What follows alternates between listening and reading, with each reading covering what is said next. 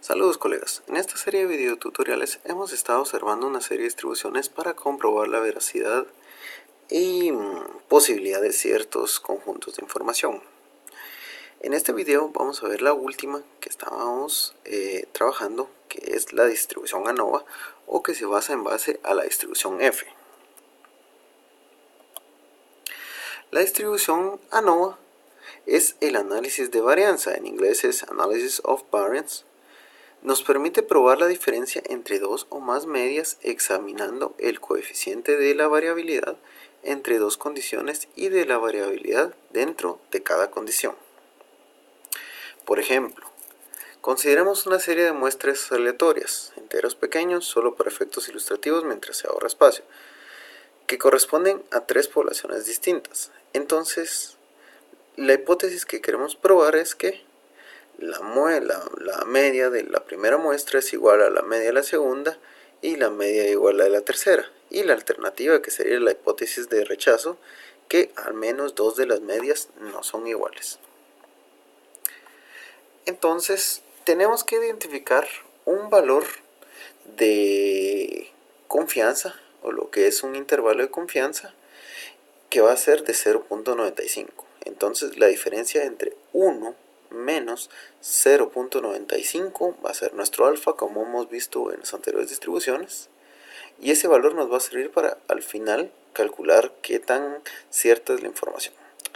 Tomamos la información de los conjuntos de datos. Por ejemplo, tenemos la muestra P1 en la que el primer valor es 2, el segundo valor es 3, el tercer valor es 1, 3, 1, para la muestra 2 es 3, 4, 3, 5, 0, para la muestra 3 es 5, 5, 5, 3, 2, son los valores, como que ustedes eligieran a 5 estudiantes al azar y le indican la cantidad de hijos que tienen, y cada uno le va a contestar algo. Luego se va a otro salón y les pregunta a otros 5 estudiantes la cantidad de hijos, y luego a otro salón la cantidad de hijos que tienen. O si lo quieren ver con otro ejemplo un poquito más diferente,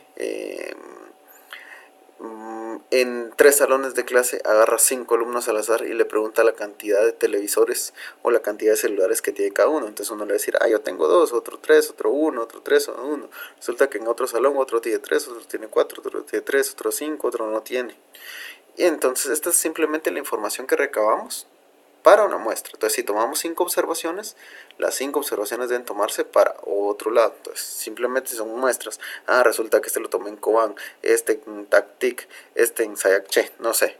Entonces, lo primero que tenemos que hacer es identificar la suma por fila y la media de datos. Es decir, si sumamos 2 más 3 más 1 más 3 más 1, nos da 10. Luego el siguiente valor, 3 más 4 más 3 más 5 más 0, nos da 15. 5 más 5 más 5 más 3 más 2 nos va a dar 20. Luego sacamos la media. Si tenemos 5 conjuntos de datos, la sumatoria es 10. La media va a ser 2. ¿Por qué? 10 dividido 5 datos, 2. Si la sumatoria es 15 y tenemos 5 datos, 15 dividido 5, la media va a ser 3. Y luego, si sumamos esto, 20, y lo dividimos entre de 5, que es la cantidad de datos, la media va a ser 4.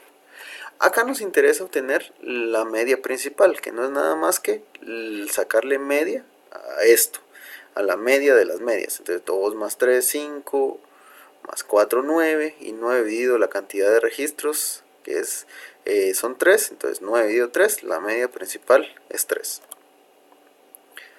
Ahora bien, acá utilizamos una serie de conceptos en que tenemos la sumatoria de los cuadrados totales representada como SCT, la suma de los cuadrados entre grupos SCE y la suma de los cuadrados dentro de los grupos SCD. Entonces, para que el análisis de ANOVA esté correcto, la sumatoria de los cuadrados totales debe ser igual o casi igual a la sumatoria de los cuadrados entre grupos más la sumatoria de los cuadrados dentro de los grupos. Entonces empezamos a calcular el primer factor, la suma de los cuadrados totales. Acá utilizaremos la media principal. ¿Cuál era la media principal? Este valor, 3. Y esa media principal la vamos a restar de cada observación. Y luego esta la vamos a elevar al cuadrado. Es decir, si teníamos en nuestros datos originales 2, entonces 2 menos 3, 3 menos 3, 5 menos 3, 3 menos 3, 4 menos 3, y cada uno de estos valores lo restamos por 3. Luego ese valor, el resultado que nos da, lo vamos a elevar al cuadrado, es decir, si la resta nos dio menos 1 al cuadrado, 0 al cuadrado, 2 al cuadrado, 0 al cuadrado, 1 al cuadrado, 2 al cuadrado, menos 2 al cuadrado, 0, 2, 0, 2, 0, 2, menos 2, menos 3, menos 1, todo al cuadrado. Entonces, los valores anteriores de los totales se elevaron al cuadrado y nos da un valor. Esos valores los vamos a sumando, es decir, 1 más 0, 1, más 4, 5, más 0, seguimos todavía con 5, más 4, 9. 0 es el resultado de la suma de los cuadrados, más 1, 1, más 0, 1, más 4, 5, más 9, 14. 4 más 4, 8, más 4, 12, más 1, 13. Y hacemos la sumatoria. 9 más 14 más 13 nos va a dar que la sumatoria es 36. Este valor representa la suma de los cuadrados totales, que es SST. Vamos a calcular el siguiente resultado, la suma de los cuadrados dentro de las muestras. Entonces, acá tenemos que ver simplemente cuál es el tamaño de la media principal y restarlo de la media de datos. ¿A qué nos referimos con esto? En nuestra primera tablita que calculamos, obtuvimos la media de cada dato. Entonces, por cada muestra vamos a restar la media principal, que es la media de las medias, menos la media de la muestra tomada, es decir, 3 menos 2, 3 menos 3 y 3 menos 4.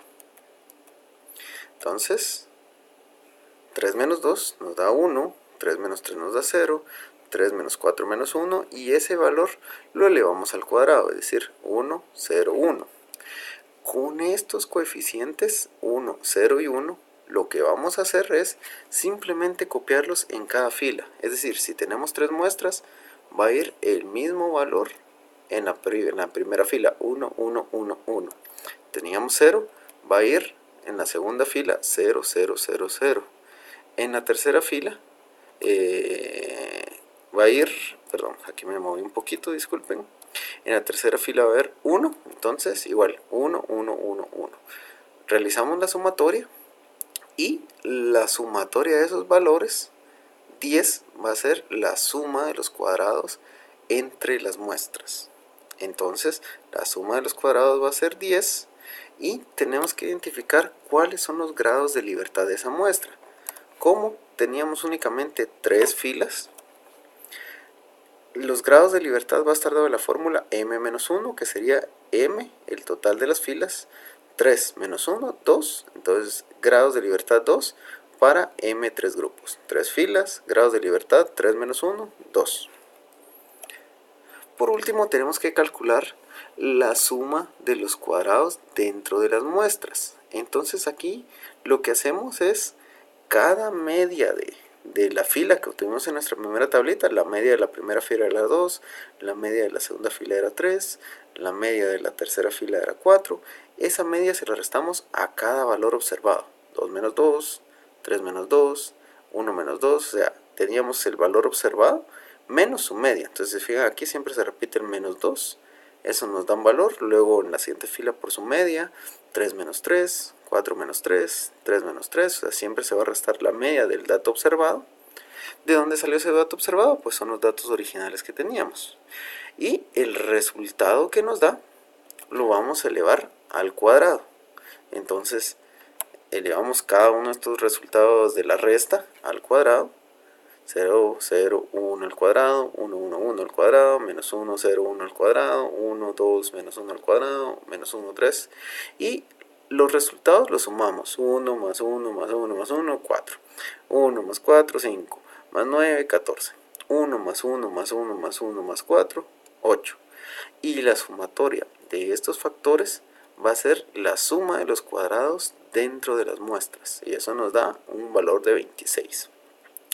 Acá también tenemos que identificar los grados de libertad dentro de las muestras, que está dado por la fórmula en la que por cada fila multiplicamos los datos observados menos 1. Es decir, tenemos 3 filas, 3 por ¿Cuántos datos observados? 5, 1, 2, 3, 4, 5 por cada fila, menos 1. Entonces 5 menos 1 me da 4.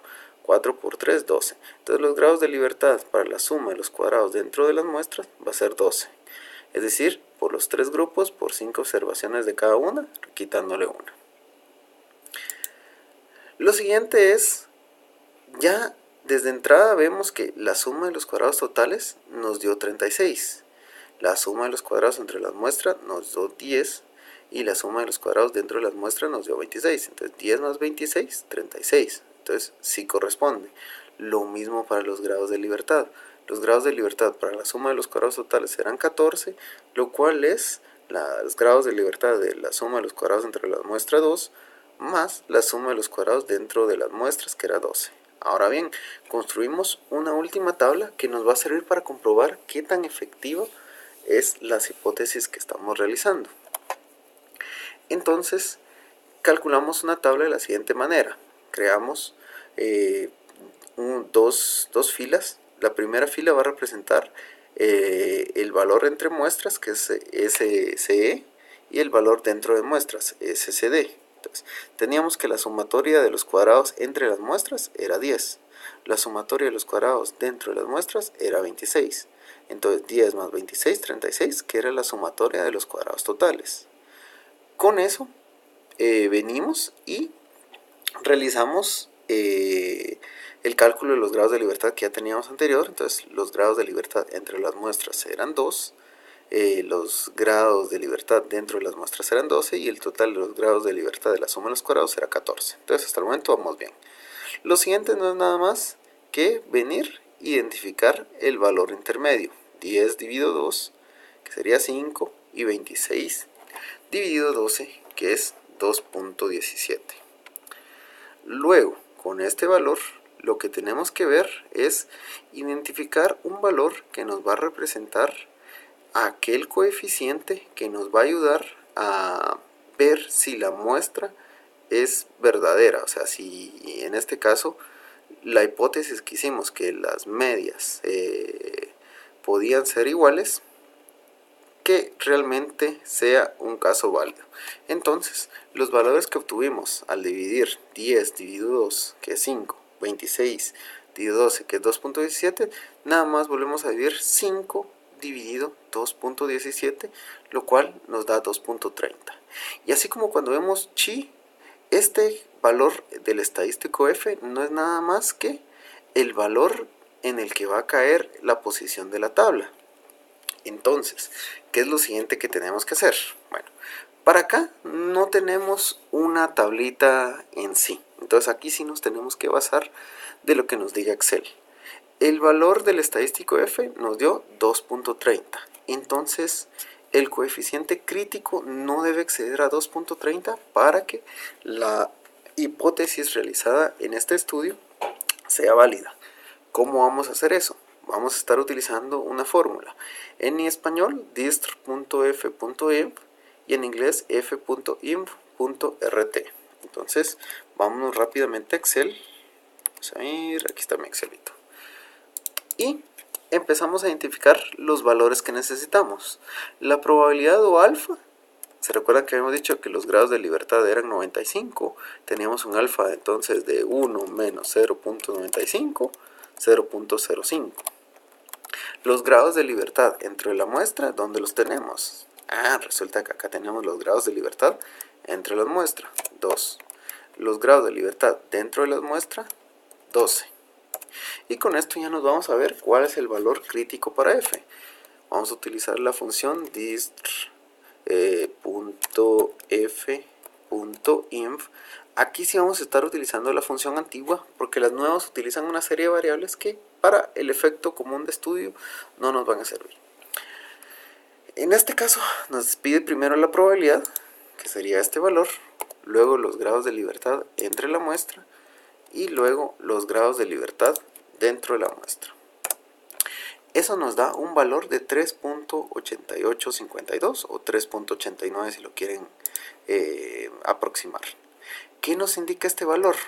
Si el valor del estadístico excediera este valor, la hipótesis que planteamos, que las medias fueran iguales, tendría que descartarse. Entonces, ¿qué tipos de análisis podemos hacer acá? Igual tomamos información, por ejemplo, de la gente de Coban, de 3 salones del campus, identificamos ciertas variables como ingresos, cantidad de hijos, y tendemos a ver si la distribución es pareja, o sea, se encuentra en un comportamiento. Entonces, calculamos su estadístico F. Si ese valor F no excede al valor crítico F, que en este caso lo calculamos en Excel, no se puede rechazar. Entonces, acá la última presentación indica que como el valor del estadístico F 2.30 no excede al valor crítico 3.88, no se puede rechazar la hipótesis. Entonces, la hipótesis con la que partimos desde un principio, que hablábamos de el ejemplo, que las muestras iban a ser bastante parecidas, no se puede rechazar. O sea, es un dato aceptable. Entonces, este tipo de distribuciones nos ayudan de esa manera. Simplemente identificar si algo es posible o bien si realmente no es posible. Hasta aquí este video tutorial. Con la distribución ANOVA no me voy a detener tanto porque es un poco compleja y la ventaja es que se basa mucho en los modelos de regresión. Nosotros vamos a estar viendo más a detalle la regresión y ahí vamos a calcular más a detalle los aspectos de la suma de los cuadrados. Hasta aquí este video tutorial.